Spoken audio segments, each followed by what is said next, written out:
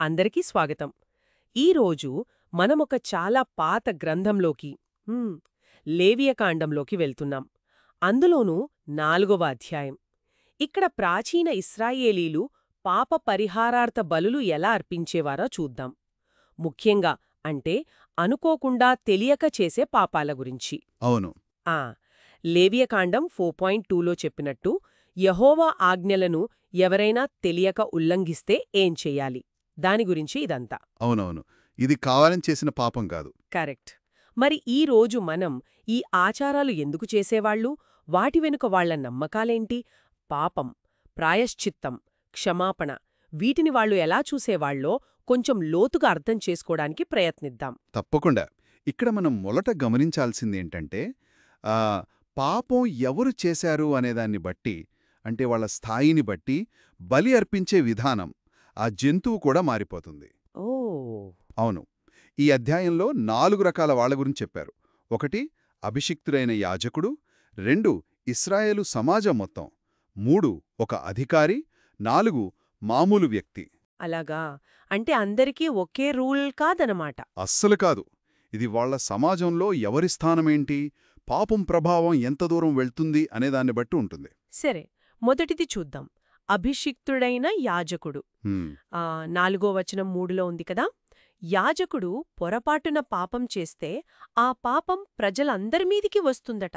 అబ్బా, ఇది చాలా పెద్ద విషయంలా ఉందే. నిజమే. యాజకుడు అంటే దేవుడికి ప్రజలకు మధ్యవర్తిలాంటివాడు కదా. అవును. కాబట్టి అతని పొరపాటు కూడా చాలా గంభీరమైందిగా చూశారు. అందుకే అతను యెహోవాకు ఎలాంటి లోపం లేని ఒక మంచి కోడెదూడను బలిగా అర్పించాలి. కోడెదూడనేనా? అవును, కోడెదూడనే. ఆ ఆచారం కూడా చాలా, అంటే ప్రతి అడుగు జాగ్రత్తగా చేయాలి. ఆ కోడెను ప్రత్యక్షపు గుడారం, అంటే దేవుని గుడారం, దాని వాసులకు తీసుకురావాలి. అక్కడ యాజకుడు ఆ కోడె తల మీద చెయ్యి ఉంచుతాడు. ఆ తర్వాత యెహోవా సన్నిధిలో దాన్ని వధిస్తాడు. ఆ చెయ్యి ఉంచడం, దాని గురించి తర్వాత మాట్లాడదామన్నారు కదా. అవును, అది ముఖ్యం. సరే, ఆ తర్వాత రక్తం. యాజకుడు ఆ కోడె రక్తంలో కొంచెం తీసి గుడారం లోపలికి తీసుకువెళ్ళాలి. లోపలికా? ఎందుకు? ఆహా, అక్కడే అసలు విషయం ఉంది. లోపల పరిశుద్ధ స్థలాన్ని, అతి పరిశుద్ధ స్థలాన్ని వేరుచేసే ఒక తెర ఉంటుంది గదా. అవును, అడ్డతెర. కరెక్ట్. ఆ తెర ముందు యాజకుడు తన వేలితో ఆ రక్తాన్ని 7 సార్లు చిలకరించాలి దేవుని సన్నిధిలో. 7 సార్లా? అవును, 7 సార్లు. అంతేకాదు, లోపల సుగంధ ద్రవ్యాలు వేసే ధూపవేదికుంటుంది కదా, దాని కొమ్ముల మీద కూడా కొంచెం రక్తం పూయాలి. ఆ తర్వాత మిగిలిన రక్తాన్ని బయట ఆ పెద్ద దహన బలిపీఠముంది కదా, దాని అడుగును పూసేయాలి. అంటే రక్తాన్ని ఇంత జాగ్రత్తగా లోపలికి కూడా తీసుకెళ్లి పూస్తున్నారంటే యాజకుడి పాపం చాలా తీవ్రమైనది, అది ఆ పరిశుద్ధ స్థలాన్ని కూడా అపవిత్రం చేసిందని అనుకోవాలా? సరిగ్గా చెప్పారు. యాజకుని పాపం అంత తీవ్రమైనది కాబట్టే రక్తం లోపలికి వెళుతుంది. మరి ఆ కోడె శరీరంతో ఏం చేస్తారంటే? అవును, అదెలా? క్రొవ్వు, మాంసం, దానిలోని మంచి క్రొవ్వు భాగాలు, పేగుల మీద, కిడ్నీల మీద, కాలేయం మీద ఉండే క్రొవ్వు, అదంతా తీసి బయట ఉన్న దహన బలిపీఠం మీద దహించాలి. ఇది దేవునికిష్టమైన భాగంగా భావిస్తారు, మామూలు సమాధాన బలిలో లాగే. సరే.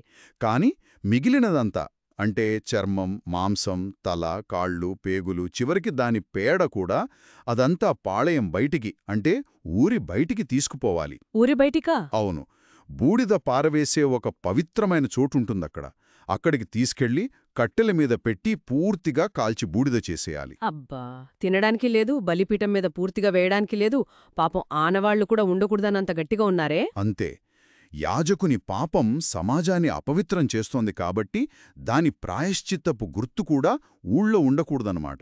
చాలా వివరంగా ఉంది. సరే, మరి రెండోది, మొత్తం సమాజమంతా కలిసి పొరపాటు చేస్తే, వచనం 13లో ఉంది కదా. అవును. ఒకవేళ సమాజం మొత్తం తెలియక ఏదైనా ఆజ్ఞను మీరి పాపం చేసి ఆ విషయం తర్వాత తెలిస్తే అప్పుడు వాళ్లు కూడా సేమ్ యాజకుడిలాగే ఒక కోడెదూడను పాప పరిహారార్థ బలిగా అర్పించాలి. ఓ, వాళ్లకూడా కోడెదూడనేనా? అవును. యాజకుడి పాపం ఎంత గంభీరమో సమాజం మొత్తం చేసిన పాపం కూడా అంతే గంభీరంగా పరిగణించారన్నమాట. అంటే విధానం కూడా సేమ్ ఉంటుందా? దాదాపు అంతే. ఆ కోడను గుడారం దగ్గరకు తెస్తారు. కాని ఈసారి యాచకుడు కాదు, సమాజపు పెద్దలు, అంటే రిప్రజెంటేటివ్స్ అన్నమాట. వాళ్లు వచ్చి దాని తలమీద చేతులుంచుతారు. తర్వాత దాన్ని వధిస్తారు. సరే. మళ్ళీ అభిషిక్తుడైన యాజకుడే రక్తం తీసుకుని గుడారం లోపలికి వెళ్తాడు. సేమ్ అడ్డతెర ముందు 7 సార్లు చిలకరించి ధూపవేదిక కొమ్ములకు పూస్తాడు. మిగిలిన రక్తం బయటి బలిపీఠం కింద పోస్తాడు. క్రొవ్వు సంగతి? క్రొవ్వును బలిపీఠం మీద దహిస్తారు. ఇక మిగిలిన శరీరం? అది కూడా పాళెం బయటేనా? అవును. యాజకుడి బలి విషయంలో లాగే సమాజం పాపం కోసం అర్పించిన కోడెను కూడా మొత్తం పాళెం బయటికి తీసుకెళ్లి చాల్చేయాలి. అంటే యాజకుడికి సమాజానికి ఇద్దరికీ ఒకే రకమైన తీవ్రమైన బలి, రక్తం లోపలికి వెళ్లడం, శరీరం బయట కాల్చడం. ఈ రెండూ ఆ పాపాల ప్రభావం చాలా లోతైనదని, పవిత్ర స్థలాన్నే తాకుతుందని చూపిస్తున్నాయి. ఖచ్చితంగా. మరి దీని ఫలితమేంటి ఇదంతా చేశాక? వచనం 20లో స్పష్టంగా ఉంది. యాజకుడు వారి కోసం ప్రాయశ్చిత్తం చేస్తాడు, అప్పుడు వారికి క్షమాపణ దొరుకుతుంది. ఆ ప్రాయశ్చిత్తం జరిగాక క్షమాపణ వస్తుంది. సరే, ఈ 2 అత్యున్నత స్థాయిలు యాజకుడు, సమాజం చూశాం. ఇప్పుడు 3వ వర్గం అధికారి. అధికారి అంటే ఎవరు? రాజులాంటివాడా లేక గోత్రనాయకుడా? బహుశా గోత్రనాయకుడు లేదా సమాజంలో ఒక ముఖ్యమైన నాయకుడు అనుకోవచ్చు. వచనం 22లో ఉంది కదా, ఒక అధికారి పొరపాటున పాపం చేస్తే అప్పుడు బలి మారుతుందా? కోడెదోడ అవసరం లేదా? అవసరం లేదు. అతను పాపం చేశానని తెలిసినప్పుడు అతను అర్పించాల్సింది నిర్దోషమైన మగ మేకపిల్ల. మేకపిల్ల. ఓకే, జంతువు మారింది. అవును. విధానంలో కూడా ఒక ముఖ్యమైన మార్పుంది. అతను మేకపిల్ల తలమీద చెయ్యి ఉంచి మామూలుగా బలులర్పించే చోట దాన్ని వధిస్తాడు. యాజకుడు రక్తం తీసుకుంటాడు కాని ఈసారి గుడారం లోపలికి వెళ్లడు. వెళ్ళడా? అలాగా. మరి రక్తమెక్కడ పూస్తారు? బయట ఉన్న దహన బలిపీఠం కొమ్ముల మీదే పూస్తాడు. లోపలికి తీసుకెళ్లడు. అబ్బా, ఇది పెద్ద తేడా కదా. యాజకుడు సమాజం పాపాల కోసం రక్తం లోపల ధూపవేదిక దాకా వెళ్ళింది. కాని అధికారి పాపానికే బయటి బలిపీఠానికేనా? ఎందుకలా? మంచి పాయింట్ పట్టుకున్నారు. బహుశా అంటే అధికారి పాపం కూడా గంభీరమైనదైనా యాజకుడి పాపమంతగా లేదా సమాజం మొత్తం పాపమంతగా పవిత్ర స్థలాన్ని ప్రభావితం చేయదని వాళ్ళుద్దేశమేమో. అంటే దాని ప్రభావం తక్కువననుకున్నారా? అలా అనిపిస్తుంది. రక్తం లోపలికి వెళ్లాల్సిన పని లేదంటే ఆ పాపం తాలూకు అపవిత్రత బయటి బలిపీఠం దగ్గరే సరిచేయబడుతుందని అర్థం చేసుకోవచ్చు. మిగిలిన రక్తాన్ని ఎప్పటిలాగే బలిపీఠం అడుగున పోస్తారు, క్రొవ్వును బలిపీఠం మీద దహిస్తారు. మరి ఆ మేకపిల్ల శరీరం, దాన్ని కూడా పాళెం బయట కాలుస్తారా? ఆశ్చర్యంగా అలా చెప్పలేదిక్కడ. యాజకుడు సమాజం విషయంలో స్పష్టంగా చెప్పారు కదా, పాలెం బయట కాల్చాలని. అవును. అధికారి మేకపిల్ల విషయంలో ఆ మాట లేదు. బహుశా ఆ మాంసాన్ని యాజకులు తినడానికి అనుమతి ఉందేమో, అదిక్కడ స్పష్టంగా లేదు. కాని చివరికొచ్చే ఫలితం మాత్రం సేమ్. యాజకుడు అతని కోసం ప్రాయశ్చిత్తం చేస్తాడు, అతనికి క్షమాపణ దొరుకుతుంది. చాలా ఆసక్తికరంగా ఉంది ఈ తేడా. సరే, ఇక చివరి వర్గం సామాన్య వ్యక్తి. దేశస్థులలో ఎవడైనా, అంటే నాలాంటి మీలాంటి సాధారణ పౌరుడు తెలియక పాపం చేస్తే, వచనం 27 కదా. అవును. సామాన్య వ్యక్తి పాపం చేసి అదతనికి తెలిసినప్పుడు అర్పణ ఇంకా మారుతుంది. ఇంకా మారుతుందా? ఏంటది? ఈసారి నిర్దోషమైన ఆడమేకపిల్లను గాని, లేదా ఒకవేళ అది లేకపోతే నిర్దోషమైన గొర్రెపిల్లను గాని తీసుకురావాలి. ఆడజంతువు. ఆడమేక లేదా గొర్రెపిల్ల. ఓకే.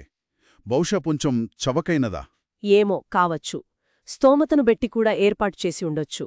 విధానం చూస్తే దాదాపు అధికారికి చేసినట్టే ఉంటుంది. అంటే ఆ వ్యక్తి జంతువు తలమీద చెయ్యి ఉంచుతాడు, దాన్ని వధించే చోట వధిస్తాడు.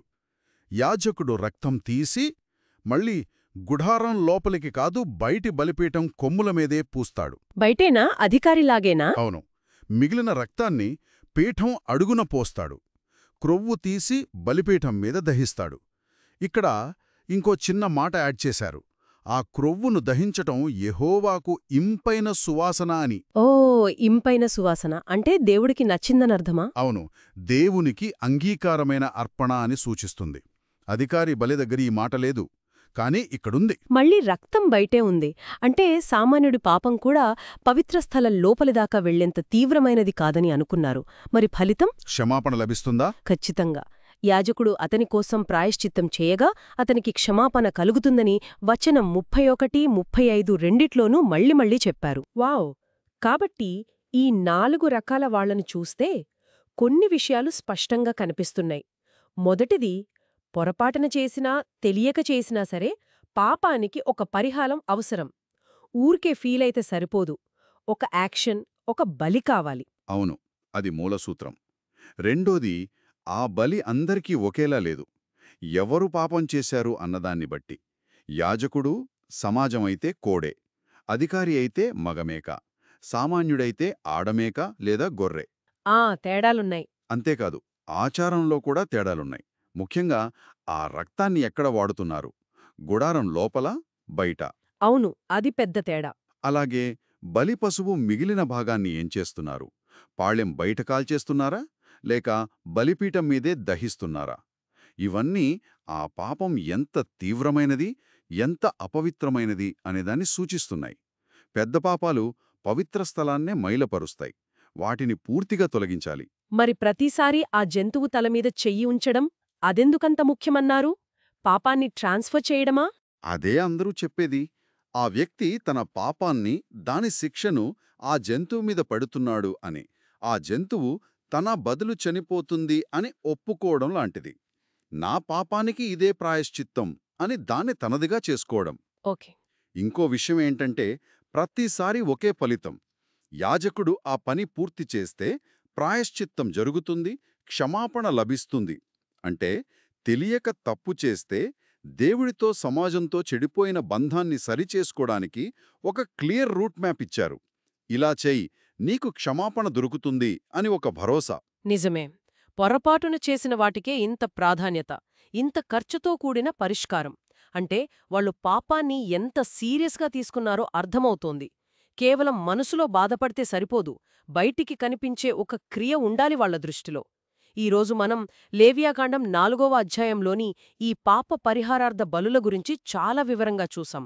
యాజకుడి నుండి సామాన్యుడి దాకా ఎలా నియమాలు మారాయో గమనించాం. అవును, ఈ వివరాలన్నీ ఆ కాలం నాటి ఇశ్రాయేళ్ల ఆలోచనా విధానాన్ని మనకు చూపిస్తాయి.